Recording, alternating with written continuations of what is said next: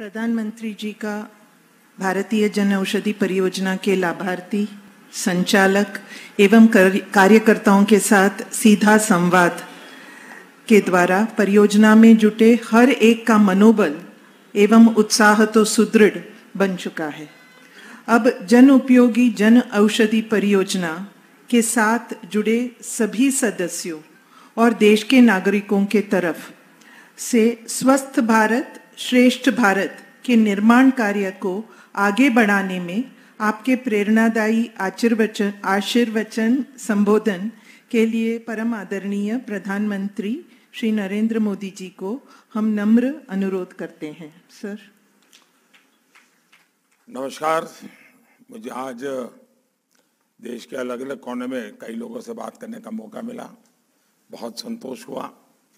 सरकार के प्रयासों का लाभ लोगों तक पहुंचाने के लिए जो लोग इस अभियान में जुटे हैं, मैं उन सबका आभार व्यक्त करता हूं।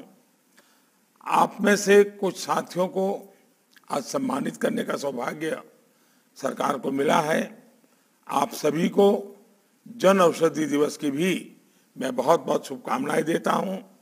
जन औषधि केंद्र तन को औषधि देते हैं, मन की चिंता को कम करने वाली औषधि है, तो धन को बचाकर जन जन को राहत देने वाला का भी काम इसमें हो रहा है। दवा का पर्चा हाथ में आने के बाद लोगों के मन में जो आशंका होती थी कि पता नहीं कितना पैसा दवा खरीदने में खर्च होगा, वो चिंता कम हुई है। अगर हम इसी वित्तीय वर्ष के आंकड़ों को देखें तो जन औषधि केंद्रों के जरिए 800 करोड़ से ज्यादा की दवाइयां बिकी है। इसका मतलब ये हुआ कि केवल इसी साल जन औषधि केंद्रों के जरिए गरीब को, मध्यम वर्ग को करीब 5,000 करोड़ रुपया बचे हैं। और जैसा अभी आपने वो वीडियो में देखा, अब तक करीब 13,000 करोड़ रुपया बचा है। सब मिलाकर के 13,000 करोड़ रुपया बचा है। तो पिछली बचत से ज्यादा बचत हो रही है। यानी कोरोना के इस काल में गरीबों और मध्यम वर्ग के करीब 13,000 करोड़ रुपए जन औषधि केंद्रों से बचना, ये अपने आप में बहुत बड़ी मदद है। और संतोष की बात है कि ये लाभ देश के ज्यादातर राज्यों में ज्यादातर लोगों तक पहुंच रहा है। आज देश में 8,500 से ज्यादा जन औषधि केंद्र खुले हैं। ये केंद्र अब केवल सरकारी स्टोर नहीं, बल्कि सामान्य मानवी के लिए समाधान और सुविधा के केंद्र बन रहे हैं। महिलाओं के लिए 1 रुपये में सैनिटरी नैपकिन भी इन केंद्रों पर मिल रहे हैं। 21 करोड़ से ज्यादा सैनिटरी नैपकिन की बिक्री ये दिखाती है कि जन औषधि केंद्र कितनी बड़ी संख्या में महिलाओं का जीवन आसान कर रहे हैं। साथियों, अंग्रेजी में कहावत होती है, money saved is money earn. यानी जो पैसा बचाया जाता है वो एक तरह से आपकी आय में जुड़ता है। इलाज में होने वाला खर्च जब बचता है तो गरीब हो या मध्यम वर्ग वही पैसा दूसरे कामों में खर्च कर पाता है। आयुष्मान भारत योजना के दायरे में आज 50 करोड़ से ज्यादा लोग हैं। जब ये योजना शुरू हुई 3 करोड़ से ज्यादा लोग इसका लाभ उठा चुके हैं। उन्हें अस्पतालों में मुफ्त इलाज मिला है। अगर ये योजना नहीं होती तो हमारे इन गरीब भाइयों बहनों को करीब करीब 70,000 करोड़ रुपए का खर्च करना पड़ता। जब गरीबों की सरकार होती है, जब मध्यम वर्ग के परिवारों की सरकार होती है, जब निम्न मध्यम वर्ग के परिवारों की सरकार होती है, तो समाज की भलाई के लिए इस प्रकार के काम होते हैं। हमारी सरकार ने जो पीएम नेशनल डायलिसिस प्रोग्राम शुरू किया है, उसके तहत, क्योंकि आजकल किडनी को लेकर के कई समस्याएं ध्यान में आ रही हैं, डायलिसिस की सुविधा को लेकर के ध्यान में आती हैं, जो हमने अभियान चलाया है, आज गरीबों ने डायलिसिस की सेवा के करोड़ों से ज्यादा सेशन मुफ्त कराए हैं।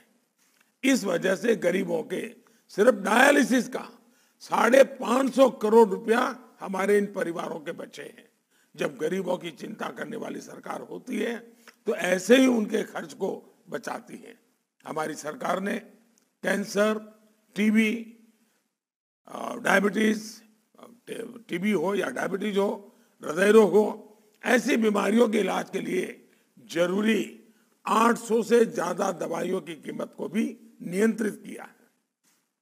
सरकार ने यह भी सुनिश्चित किया है कि स्टेंट लगाने और नी इम्प्लांट की कीमत भी नियंत्रित रहे।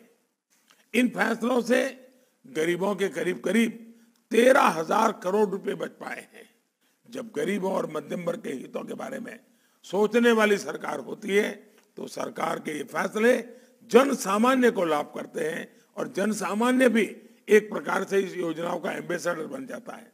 साथियों, कोरोना के समय में दुनिया के बड़े बड़े देशों में वहां के नागरिकों को एक एक वैक्सीन के हजारों रुपए देने पड़े हैं, लेकिन भारत में हमने पहले दिन से कोशिश की कि गरीबों को वैक्सीन के लिए, हिंदुस्तान के एक भी नागरिक को वैक्सीन के लिए कोई खर्चा न करना पड़े। और आज देश ने मुफ्त वैक्सीन का यह अभियान सफलतापूर्वक चलाया है और हमारी सरकार 30,000 करोड़ रुपए से ज्यादा इसमें खर्च कर चुकी है, क्योंकि हमारे देश का नागरिक स्वस्थ रहे।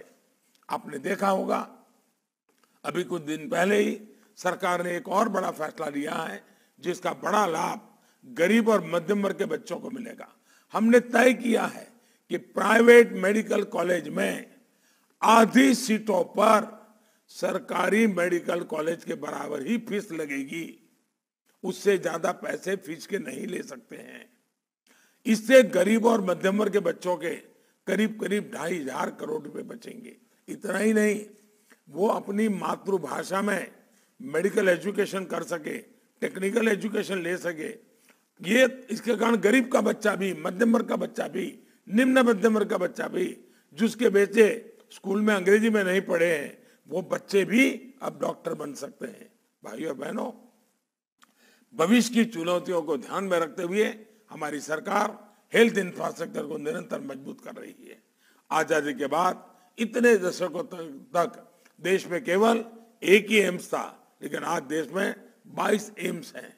हमारा लक्ष्य देश के हर जिले में कम से कम एक मेडिकल कॉलेज का है।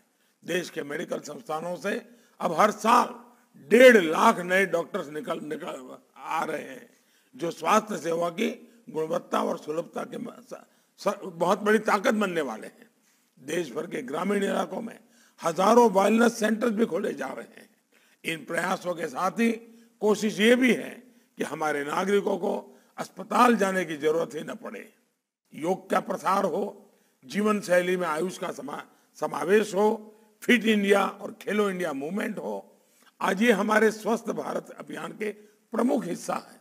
भाइयों और बहनों, सबका साथ, सबका विकास, सबका विश्वास और सबका प्रयास के मंत्र पर आगे बढ़ रहे भारत में सबके जीवन का समान सम्मान मिले, मुझे विश्वास है हमारे जन औषधि केंद्र भी इसी संकल्प के साथ आगे भी समाज को ताकत देते रहेंगे।